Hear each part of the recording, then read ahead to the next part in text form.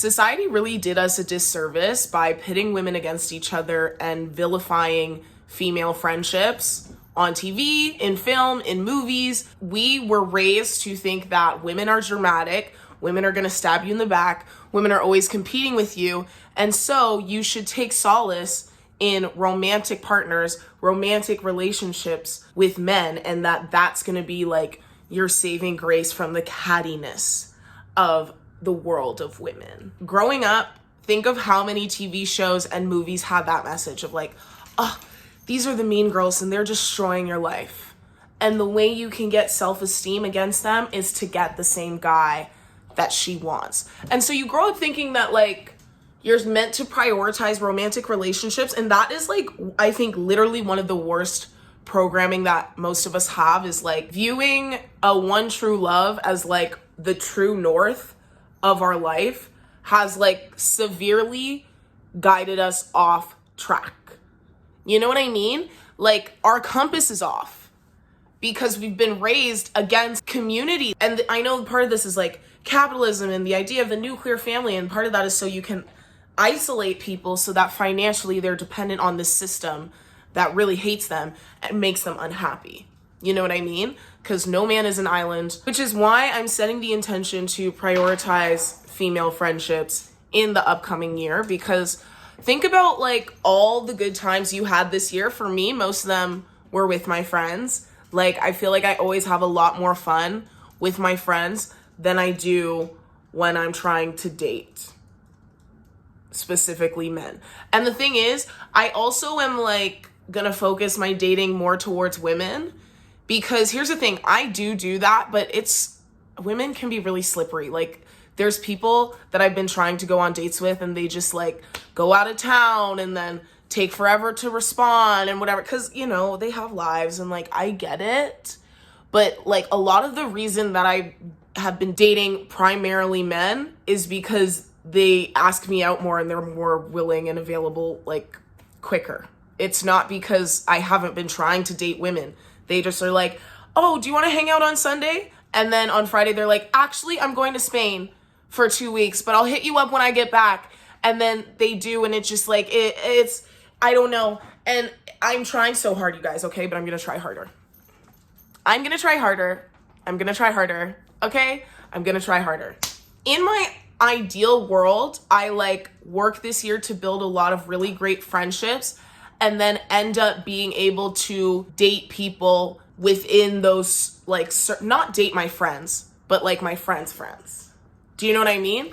Of any gender. That's my ideal scenario, is like, I have all these friends that fulfill my cup anyways, and then maybe at some point, it could be in years, somehow, one of the connections that are actually in my life that I actually enjoy, because I don't like trying to date. Like, I don't love that. It's not, it ends up feeling like a waste of time a lot of the time because a lot of these connections end up going nowhere. But if you're working to foster like long-term friendships, those are just going to grow and become more valuable over time. It's almost like literally a better investment. Like if we were talking about stocks, the likelihood of your friendship stocks becoming like more valuable to you over time is way more than like if you go on a date with someone. Like the chances of that becoming a beneficial thing for your life are like so minuscule. It's like,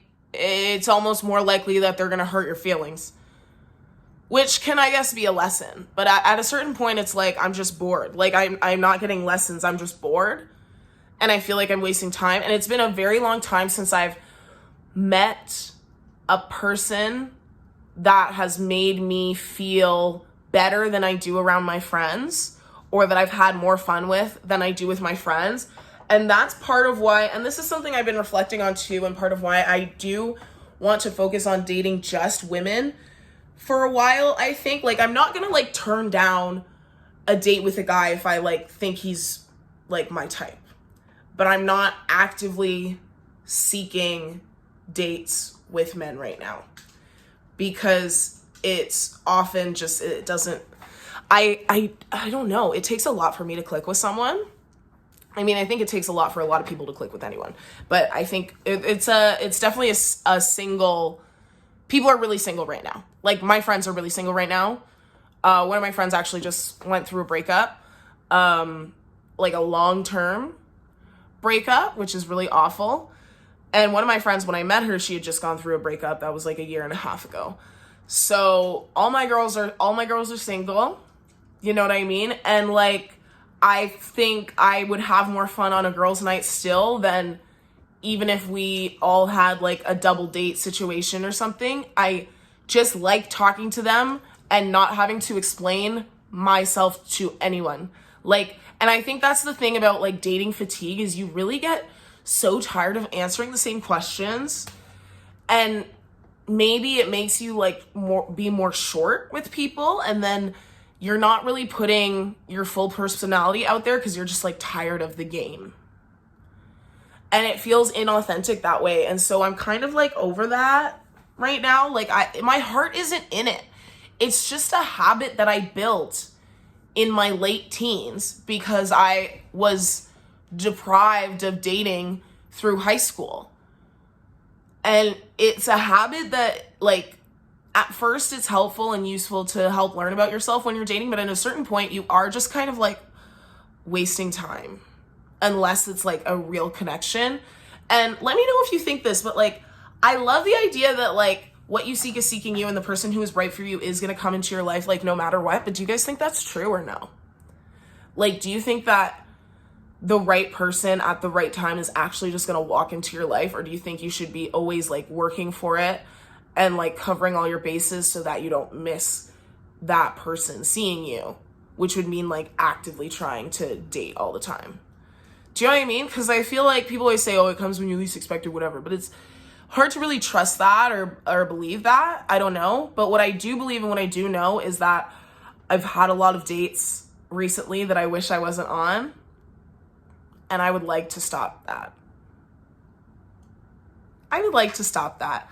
While it's, you know, it's good for the plot, it's good for content, but I'm tired, bro. Like, how many times can I see the same issue in a different person and pretend like I give a shit? Like, I just don't. And I am very blunt, and I don't hold my tongue. I'll be like, I'll make it sound more dim than it is in my head. That's for sure. I don't get enough credit for the things I don't say. Can we talk about that? Some of us, we can really go off when we need to like explain ourselves to someone or explain why somebody's not it at the moment, or they're disrespecting your boundaries. I never get credit for the things I don't be saying. They're always like, oh, you need more tact. There's a way to say it, and there's a skill set that like some people have and you just don't have. You need more of a tact. And like, maybe if you could just say it like nicer. You don't even know what I could have said. What I would have said. What I said up here. Up here I said, you freaking scumbag wimp, like all this. I didn't say that out loud. And I got no credit for that. Being a woman is so hard, you guys. I never get the credit for the things I don't say. I want to be so much more, whatever. 2024 is focusing on the girlies and the gays. That's 2024's focus for me, okay? I'm open to good things, and I just intend to have a good time. I do not intend to do any more charity work in relationships. I'm fine with actual charity work. It's a weird phrase when you say it like that. But I just am no longer interested in really giving people the benefit of the doubt. I was talking to this guy that I was supposed to go on a date with, and I was like, oh, what do you want to do? And he was like, we could get food, like, you know, I'm really craving like mac and cheese. We could have a feast, whatever. And I'm like, sure, that sounds good. Like, where at? And he's like, and first of all, you know when guys like act like it's okay for them to just say, let's get food, and that's enough of a plan? And like I trust you enough, like that I'm just like, oh yeah, okay.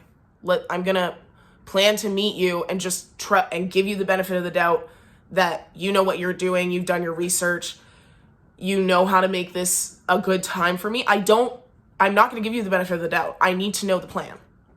I also have OCD. I also just deserve to know the plan. Like, I deserve that. And so he was kind of taking a while to like nail down a place. And I was like, okay, where at? And then he suggested this place that is like an outdoor like hut where they sell mac and cheese. It's winter. It's -1 degrees outside, Celsius. And I said, it's too cold. That's outside. And he was like, sounds like you're skeptical or nervous.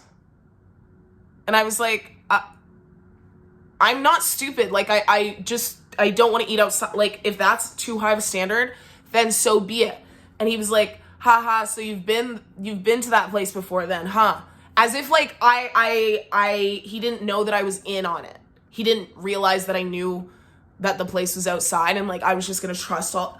And that sends a shiver down my spine. Like the gross sliminess of that, of like almost wanting to trick someone into like going to a hut outside in the winter to eat.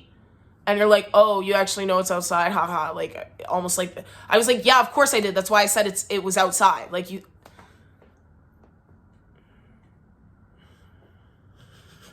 These are the kind of interactions I would like to avoid in 2024. I just want to have fun with my girls and my dog and my frog. Does anybody have frogs as pets? Are they domesticated? Are you domesticated? She's like, yeah. Okay, well, that's my update. Thank you so much for watching. Don't forget to like and subscribe. And, you know, if you ever feel like giving me a tip, Venmo and Cashapp is below. You know, not required, but always appreciated. Love you. Goodbye.